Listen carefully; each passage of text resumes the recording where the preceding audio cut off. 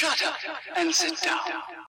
तो चलिए आइए अब हम लोग पढ़ते हैं 30.1 the problems of schedule cast. SC जो हैं शेड्यूल कास्ट हैं, इनकी क्या क्या समस्याएं हैं, आइए इनके बारे में पढ़ते हैं। Do you know who schedule caste are? क्या आप जानते हैं कि शेड्यूल कास्ट जो होते हैं, अनुसूचित जाति, ये कौन होते हैं? शेड्यूल कास्ट एससीज are those caste which were placed at the bottom in the traditional caste system. देखिए, परंपरागत जो जाति का सिस्टम बनाया गया, प्रणाली बनाई गई, ट्रेडिशनल कास्ट सिस्टम, उसमें सबसे नीचे शेड्यूल कास्ट अनुसूचित जाति के लोगों को रखा गया। Usually they are used to perform unclean occupations. आमतौर पर यह लोग अनक्लीन ऑक्यूपेशन जैसे कूड़ा साफ करना, नाली साफ करना, जो गंदी कामें होती थी, उनको करते हैं। सो दे वर ट्रीटेड एज पोल्यूटेड और इम्प्योर। इसलिए उनको यह माना जाता था कि ये अशुद्ध हैं, ये गंदे हैं। The concept of pollution attach to them had made them untouchable. अब देखिए, हालांकि ये लोग गंदगी काम करते थे, साफ सफाई करते थे, तो इस वजह से ये माना जाता था कि ये लोग अशुद्ध हैं और ये अनटचेबल है, अछूत हैं, इनको छू नहीं सकते हैं लोग। Various names appear from them in for them in literature dealing with the scheduled caste. Example: Shudra, Das, Chandal, Malech, Untouchables and Harijans. जब आप साहित्य पढ़ेंगे तो आप देखेंगे कि जो शेड्यूल कास्ट के लोग हैं उनको बहुत सारे नाम दिए गए। शूद्र कहा जाता है, दास, चांडाल, मलेच्छ, अछूत, हरिजन्स उनको कहा जाता है। On the recommendation of the government of independent India, the President in October 1950 included several castes as scheduled caste in the Constitution of India under Act 341 and 342, 341 for SC, 342 for ST। अब देखिए, आज़ाद भारत के जो सरकार है, उनके सुझाव पर जो प्रेसिडेंट थे, राष्ट्रपति, वो अक्टूबर 1950 में बहुत सारे जातियों को शेड्यूल कास्ट, अनुसूचित जाति के अंदर लाए भारत के संविधान में। इसके लिए एक्ट 341 शेड्यूल कास्ट के लिए है और 342 शेड्यूल ट्राइब के लिए है। With this they enjoy the benefit of development and welfare schemes. अब इसके वजह से जो भी विकास और कल्याण के जो भी स्कीम्स आएंगे, उनका फ़ायदा शेड्यूल कास्ट के लोगों को मिलता है। There are more than 700 schedule caste in our country. हमारे देश में 700 से ज़्यादा अनुसूचित जातियां हैं। चमार, दूशत, डोम, Pasi, Mehtar, Mahar, Balai, Adidravida etcetera are numerically dominant schedule caste. अब देखिए, चमार, दूसद, डोम, पासी, मेहतर, महर, बलाई, अधिद्रविड़ इत्यादि, ये सभी डोमिनेंट शेड्यूल कास्ट है। The schedule caste now identify themself as Dalit. अब शेड्यूल कास्ट के जो लोग हैं वो अब खुद को दलित मानते हैं, दलित कहते हैं अपनी पहचान को। It is the change of social norms in independent India that has elevated them to the post of chief minister of states like Bihar and UP and the president of India। अब देखिए, भारत में जो सामाजिक नियम है, आज़ाद भारत के जो सामाजिक नियम में बदलाव हुआ, उसके वजह से बिहार और यूपी के चीफ मिनिस्टर तक बन गए ये लोग और प्रेसिडेंट ऑफ इंडिया भी बने। SCs constitute nearly 15% of the total population of the country। Bharat के कुल जनसंख्या में लगभग 15% लोग शेड्यूल कास्ट, अनुसूचित जाति के हैं। Punjab, Himachal Pradesh, Haryana, Uttar Pradesh, West Bengal, Bihar show a maximum concentration of SCs। अब देखिए, शेड्यूल कास्ट जो है वो ज़्यादातर पंजाब, हिमाचल प्रदेश, हरियाणा, उत्तर प्रदेश, वेस्ट बंगाल, बिहार में पाए जाते हैं। उत्तर प्रदेश, वेस्ट बंगाल और Bihar each have a schedule caste population exceeding 10 million.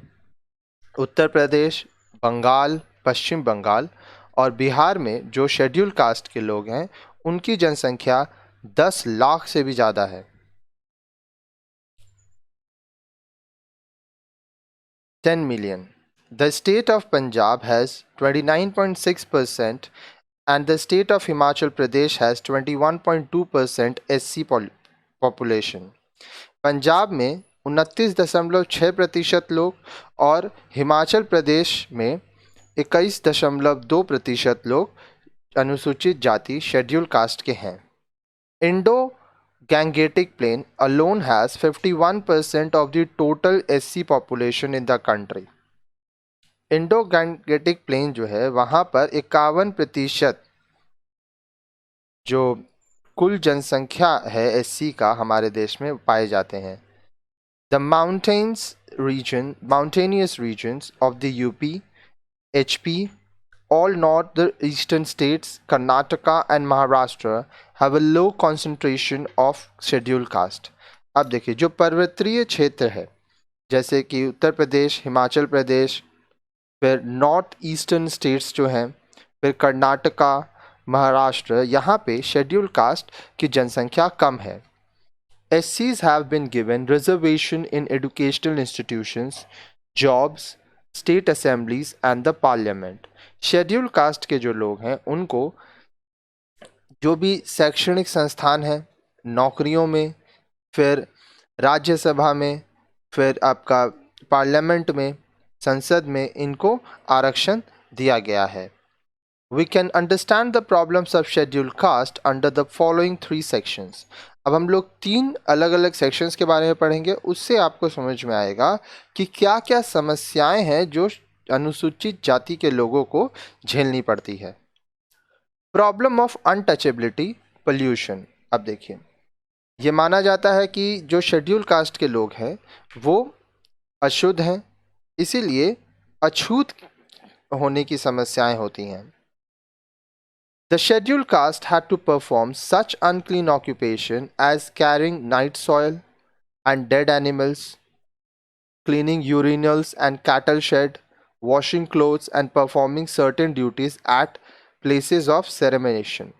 अब देखिए जो अनुसूचित जाति के लोग हैं वह अशुद्ध काम करते हैं, जैसे मरे जानवरों को हटाना, फिर नाली साफ करना, पैखाना साफ करना, भेड़ बकरियों को साफ करना, कपड़े धोना और जहाँ पर लोगों को जलाया जाता है मरने के बाद वो सब काम करना। तो इसलिए उनके काम को ये माना जाता है कि वो इम्प्योर है। These occupations were treated as polluted and impure. ये माना जाता है था कि ये जो काम है ये अशुद्ध हैं। So people performing these occupations were treated as untouchable. तो वो लोग जो इस तरह के काम करते थे उनको अछूत माना जाता था। लोग उनको छूते भी नहीं थे, उनके घर का पानी भी नहीं पीते थे, कुछ खाते भी नहीं थे, उनको अपने साथ बैठाते भी नहीं थे। On account of the practice of untouchability, traditionally the scheduled caste had to suffer from the following types of disabilities. अब देखिए अछूत होने की जो परंपरा थी उसके वजह से अनुसूचित जाति शेड्यूल कास्ट को निम्नलिखित समस्याओं को झेलना पड़ता था। नो फिजिकल कॉन्टैक्ट, कोई भी शारीरिक संपर्क नहीं होता था उनके साथ। The person belonging to untouchable schedule caste did not participate in village meetings and worship. वो लोग जो कि अनुसूचित जाति के थे, अछूत थे, वो गांव के किसी भी सभा में, किसी भी पूजा पाठ में नहीं आते थे, नहीं शामिल होते थे। They lived in a separate hamlet, वे अलग तरह के घर में रहते थे। Their children did not attend school and play with children of higher caste. उनके बच्चे विद्यालय नहीं जाते थे और बड़ी जाति के बच्चों के संग वो खेलते नहीं थे। They had to play the drums to pass through the village streets. जब वो गांव के गलियों से गुजरते थे तो वो ढोल बजाते हुए जाते थे ताकि लोग उनसे दूरी बनाए रखें। Ban on the use of the common wells and tanks. The members belonging to scheduled caste were not allowed to use common village wells and tanks for fetching water. They had separate wells and ponds or depend on the courtesy of some other to pour water in their kitchens. अब देखिए गांव का जो सामूहिक जो सबके लिए कुआं था, जो वेल्स थे, टैंक्स थे, उनसे वो पानी नहीं ले सकते थे। उनके लिए अलग कुआं बनाया जाता था, वेल पॉन्ड्स होते थे, या तो वो दूसरे के ऊपर निर्भर होते थे ताकि दूसरे उन्हें पानी दे दें। आगे देखिए, prohibited from entering the temple, वो मंदिर नहीं जा सकते थे। The schedule caste person were not allowed to enter the temple for offering worship. They were not supposed to hear religious discourse, offer prayer and study religious text. अनुसूचित जाति के जो लोग थे उनको मंदिरों में जाना, पूजा पाठ करना, ये सब चीज का अनुमति नहीं था। अब देखिए कर रहे हैं, आगे बोल रहे हैं कि वो लोग पूजा पाठ नहीं कर सकते थे, ठीक है, और वो प्रार्थना नहीं कर सकते थे। साथ ही साथ जो धार्मिक किताबें हैं, जो साहित्य हैं, वो उसको भी नहीं पढ़ सकते थे। Did not receive service from other occupational status caste.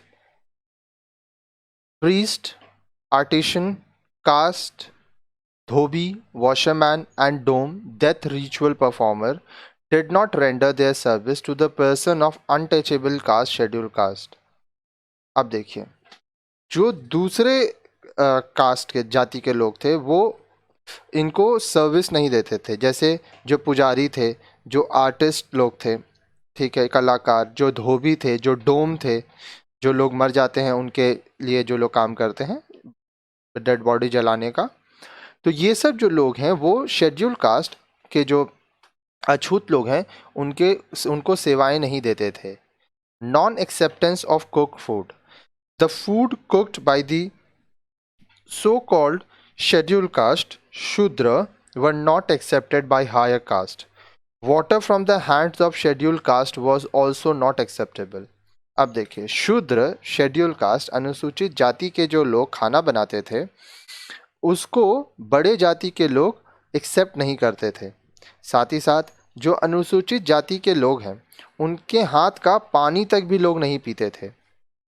Status incongruence and dependence proneness, persistence of stigma of untouchability and the constitutional status of scheduled caste were not congruent.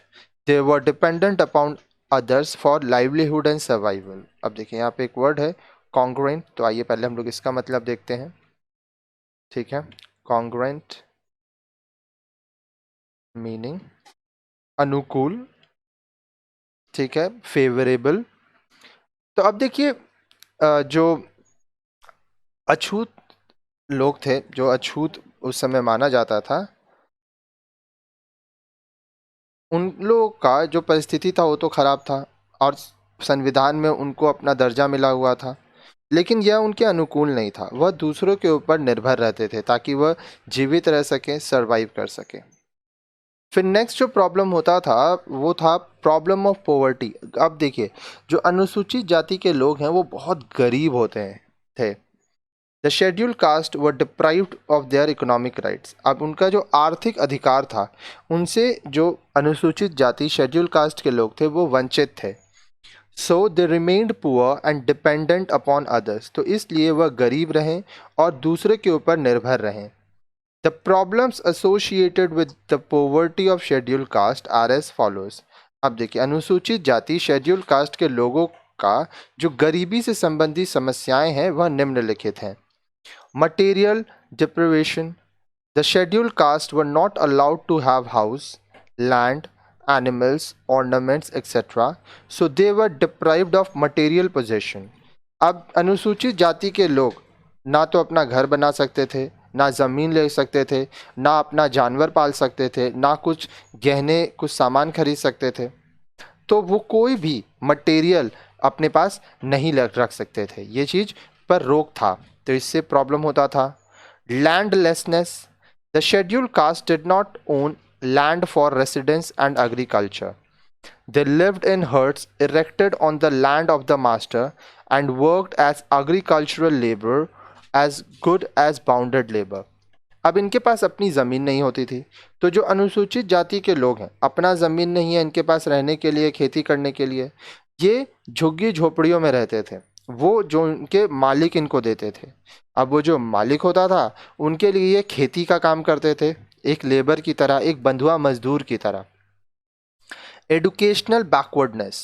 Due to deprivation and poor socio-economic condition, the scheduled caste did not attend school and remained backward educationally. After independence, schools have been thrown open for them, but it has not been possible to enroll all children of scheduled caste in schools. अब देखिए, जो schedule caste के लोग थे उनका सामाजिक आर्थिक स्थिति बहुत ख़राब था, वो बहुत गरीब थे, काफ़ी सारी चीज़ों से वह दूर थे, वंचित थे। इसकी वजह से वे लोग स्कूल नहीं जा पाते थे और शिक्षा के स्तर में बहुत ही पिछड़ गए थे वो। आज़ादी के बाद ये अनुमति दे दिया गया कि जो भी अनुसूचित जाति के लोग हैं वो शिक्षा प्राप्त कर सकते हैं, लेकिन फिर भी सभी अनुसूचित जाति के बच्चों को स्कूल में दाखिला देना संभव नहीं हो पाया।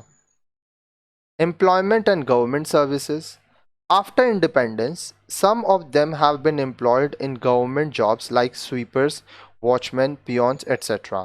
Now, some of them have received higher education and are well placed, but the majority of them survive as agricultural laborers where they are exploited in the payment of wages. अब देखिए, रोजगार की बात करें या सरकारी नौकरी की बात करें तो आज़ादी के बाद कुछ ऐसे लोग हैं जिनको सरकारी नौकरी मिला है। अब वो स्वीपर की तरह काम करते हैं, साफ सफाई का काम करते हैं, वॉचमैन का काम करते हैं, पियोन का काम करते हैं। अब कुछ अनुसूचित जाति के लोग ऐसे भी हैं जो बेहतरीन पढ़ाई किए, हायर एजुकेशन लिए और अच्छी जगह पर काम कर रहे हैं, लेकिन ज़्यादातर लोग आज भी खेती में काम करते हैं, वो फार्मर्स हैं, एग्रीकल्चरल लेबरर्स हैं और इनका शोषण होता है, इनको बहुत कम पैसा दिया जाता है। फिर आती है बात indebtedness and bonded labor. A majority of families of scheduled caste are not in a position to take 2 meals daily. अनुसूचित जाति के जो परिवार के लोग हैं, ज़्यादातर लोगों का ये परिस्थिति नहीं है कि वह दिन के 2 बार खाना खा सकें। So they have to take loans for consumption, तो उन्हें खाना खाने के लिए भी उधार लेना पड़ता है। Banks do not give them loan for it, bank उनको इस चीज़ के लिए तो लोन देते नहीं हैं। They have to take a loan from their employers at a high rate of interest, वे अपने एम्प्लॉयर से ऊंची ब्याज दर में पैसा उधार लेते हैं। Because of their indebtedness, their inability to pay the capital with interest, they end up becoming bonded laborers. अब देखिए, वो कर्ज में डूबे रहते हैं, साथ ही साथ वह जो पैसा लेते हैं उसको ब्याज के साथ चुका नहीं पाते हैं, तो वह बंधुआ मजदूर बन जाते हैं। They lose freedom of all kinds and receive nominal wages. वो सभी प्रकार की जो आज़ादी है उसको खो देते हैं और उन्हें बहुत कम पैसा मिलता है। आगे देखिए, हेल्थ एंड न्यूट्रिशन, स्वास्थ्य और पोषण। द हाउस ऑफ एससीज may not have a window, urinal, latrine and drain. Schedule caste के लोगों का जो घर होता है ऐसा होता है कि उसमें खिड़की नहीं होगा, पेशाब करने का कोई जगह नहीं है, लैट्रिन करने का जगह नहीं है, यहाँ तक कि ड्रेनेज भी नहीं होगा। They live with cattle in the same room, वह उसी कमरे में भेड़ बकरियों के साथ रहते हैं। They discharge urine and night soil on the street. वो रास्ते पे ही पेशाब करते हैं, रात को ही जाके पैखाना करते हैं। They throw cow dung, ash and domestic waste in the street. वो रास्ते में ही गाय का गोबर, फिर जो छाई होता है, उनके घर का जो कूड़ा करकट है रास्ते पे ही फेंक देते हैं। They do not have पक्का well and hand pumps for drinking water. उनके पास पक्के कुएं नहीं होते हैं, फिर हैंडपम्प नहीं होता है पानी पीने के लिए। They live in unhygienic condition, उनकी रहने की जो कंडीशन है, उनकी जो परिस्थिति है वो अनहाइजेनिक रहता है, वो लोग साफ सुथरा नहीं रह पाते हैं। Because of poverty they are often victims of malnutrition and undernourishment. अब देखिए, गरीबी के कारण बहुत बार वो कुपोषण के शिकार हो जाते हैं, अंडर नरिशमेंट के भी शिकार हो जाते हैं। अब देखिए, माल नरिशमेंट का न्यूट्रिशन का मतलब आइए पहले मैं आपको बताता हूँ, एक एक करके हम लोग वर्ड का मीनिंग समझेंगे, ठीक है। माल न्यूट्रिशन का मतलब होता है कुपोषण, जब आपके शरीर में पोषण की कमी होगी। उसके बाद यहाँ पे अंडर नरिशमेंट है, तो आइए इसका मैं आपको मतलब बताता हूँ। ठीक है, अंडर नरिशमेंट का मतलब होता है आधे पेट खाना, ज़रूरत से कम भोजन मिलता है इन लोगों को। आगे देखिए अट्रॉसिटीज़। आइए पहले सबसे पहले देखते हैं अट्रॉसिटीज़ का मतलब क्या होता है। ठीक है, उसके बाद आगे पढ़ेंगे कि इसमें क्या बोल रहा है। अट्रॉसिटीज़ का मतलब होता है अत्याचार होना, क्रूरता। तो देखिए the scheduled caste have to face the problem of atrocities. अनुसूचित जाति के लोगों के ऊपर बहुत अत्याचार किया जाता है। Their houses are burnt, their animal goat and chicken are snatched away, women are subjected to humiliation. उनके घरों को जला दिया जाता है, उनके जानवर बकरी, उनके जो चिकन होते हैं, जो मुर्गे हैं, उनसे छीन लिया जाता है। और जो महिलाएं हैं उनको ह्यूमिलिएट किया जाता है। दे आर बीटन मर्सिसली, उनको बड़ी बेदर्दी से पीटा जाता है। They are also murdered and killed in groups, उनकी हत्या कर दी जाती है और समूह में सबको मार दिया जाता है। These are the forms of atrocities to which they are subjected to when they dare to resist and demand their social, economic or political rights. अब देखिए जब वे लोग हिम्मत करते हैं और अपना सामाजिक, आर्थिक और राजनीतिक अधिकार मांगते हैं, तो इस तरह के अत्याचार उनके ऊपर किया जाता है। फिर आता है अनटचेबिलिटी एक्ट 1955, जिसको एक तरह का ये मतलब ऑफेंस है, गुनाह है। अगर आप अछूत मानेंगे किसी को तो वो एक तरह का गुनाह है। Article 17 of the constitution of India declares the abolition of untouchability.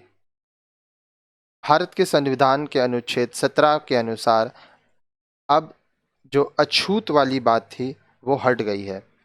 An act untouchability offence act 1955 was also promulgated declaring untouchability an offense.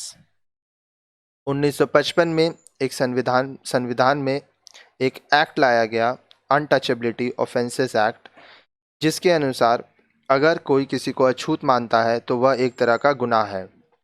आगे देखिए this act has band the practice of untouchability in the matters of employment, drinking water supply, offering worship, services in tea shop and hotels, journey by bus or train, use of public places, a meeting of Gram Panchayat, refusing to sell goods or rendering services, and admission in the hospital. अब यह जो act है इसमें बहुत सारी चीज़ों पर रोक लगा दिया गया। पहले क्या होता था कि जो अछूत लोग थे इनको बहुत सारी सेवाएं नहीं मिलती थी, लेकिन अब जो अछूत लोग हैं, जो शेड्यूल कास्ट के हैं, उनको आप रोक नहीं सकते। उनको भी रोज़गार के समान अवसर मिलेंगे, उनको भी पीने का पानी मिलेगा, वो मंदिरों में जाके पूजा प्रार्थना कर सकते हैं, वो चाय के दुकान में, होटल में काम कर सकते हैं, बस में, ट्रेन में वो सफ़र कर सकते हैं, जो भी सार्वजनिक जगह है उसका वह इस्तेमाल कर सकते हैं, जैसे पार्क हुआ। फिर ग्राम पंचायत के सभा में वो भाग ले सकते हैं। उनको आपको सामान बेचना होगा, ठीक है, सेवा देना होगा, साथ ही साथ अस्पताल में भी उनको दाखिला देना होगा।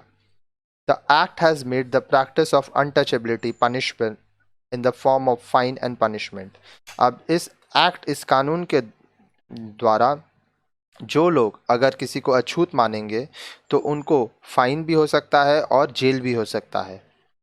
The untouchability amendment and miscellaneous act 1976 has enhanced the punishment. अब देखिए जो अनटचेबिलिटी है इसमें बदलाव किया गया और untouchability amendment and miscellaneous act 1976 में जो लाया गया उसमें जो सज़ा है उसको बढ़ा दिया गया। For the first time offence minimum and maximum imprisonment are 1 month and 6 month respectively. अब देखिए अगर कोई पहला बार गलती करता है तो कम से कम 1 महीना और ज़्यादा से ज़्यादा 6 महीने की उसको सज़ा होगी। The minimum and maximum fines are ₹100 and ₹500 respectively. कम से कम 100 रुपये और ज़्यादा से ज़्यादा 500 रुपये के उसको फ़ाइन लगेगा, जुर्माना देना होगा। For the second time offence the fine is ₹200 to 500 and imprisonment to 6 months। अगर कोई दूसरी बार गुनाह करता है तो उसको 200 से 500 रुपये तक फाइन देना होगा और 6 महीने की जेल होगी उसको।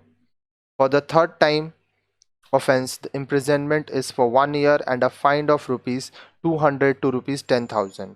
तीसरी बार अगर कोई ये गलती करता है तो उसको 1 साल तक की सज़ा होगी और 200 से 10,000 रुपये तक उसको जुर्माना देना होगा।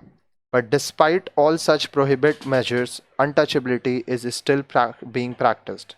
अब ये सभी रोक लगाने के बावजूद भी आज भी बहुत जगह पे लोग अछूत मानते हैं लोगों को। In rural areas it is still a social reality. जो ग्रामीण क्षेत्र है वहाँ पर आज भी यह समाज की सच्चाई है, लोगों को आज भी अछूत माना जाता है। In urban areas too it is prevalent at least at the mental level. जो शहरी क्षेत्र है वहाँ पर भी है, कम से कम मानसिक स्तर पर तो है ही। बहुत सारे लोग हैं जो लोगों से दूरी बनाते हैं, उनको छूते नहीं हैं। अब नेक्स्ट वीडियो में आप पढ़ेंगे the problems of scheduled tribe.